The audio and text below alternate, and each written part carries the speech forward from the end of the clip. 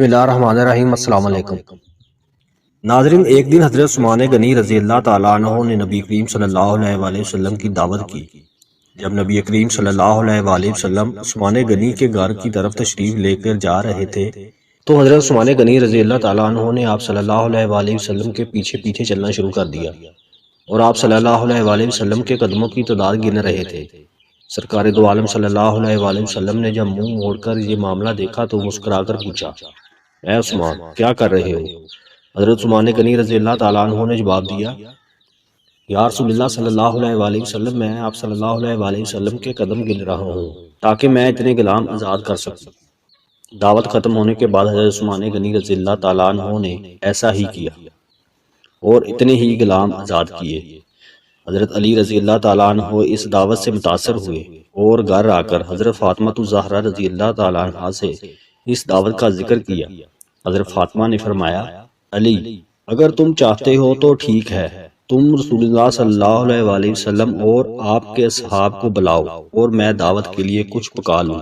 حضرت علی رضی اللہ تعالیٰ عنہ کے جانے کے بعد حضرت فاطمہ نے وضو کیا اور اللہ تعالیٰ کے حضور سربت سجود ہو گئی اور دعا مانگنے لگی، اے اللہ، تیری بندی فاطمہ نے تیرے حبیب محمد صلی اللہ علیہ وآلہ وسلم اور ان کے صحاب کی دعوت کی ہے، تیری بندی کا صرف اور صرف تجھ پر بھروسہ ہے، لہٰذا اے میرے مالک و خالق، آج تو فاطمہ کی لاج رکھ لے اور اس دعوت کے لیے کھانوں کا انتظام عالم غیب سے فرما۔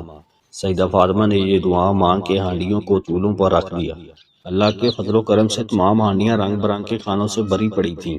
جب سرکار دو عالم صلی اللہ علیہ وآلہ وسلم اپنے صحاب کے ساتھ تشریف لے آئے تو حضرت فاطمہ نے ہانڈیوں سے ڈھکن اٹھا کر کھانا ڈالنا شروع کیا۔ صحابہ رسول صلی اللہ علیہ وآلہ وسلم کھانے کی خوشبو سے حیران رہ گئے۔ جب صحابہ کرام نے کھانا کھایا تو کھانوں کی لذت نے مزید حیران کر دیا۔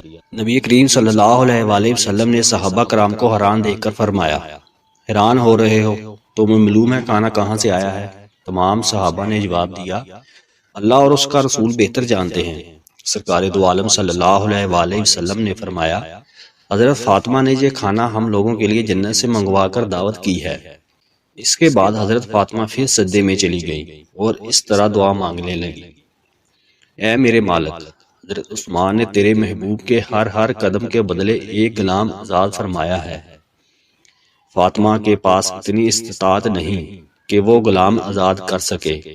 اے میرے رب، تو نے پہلے بھی میری لاج رکھی اور جنت سے کھانا بھیج دیا، اب تیرے محبوب صلی اللہ علیہ وآلہ وسلم جتنے قدم چل کر میرے گھر آئے اتنے ہی سرکار دو عالم صلی اللہ علیہ وآلہ وسلم کے امتی جہنم کی آگ سے آزاد فرما دے۔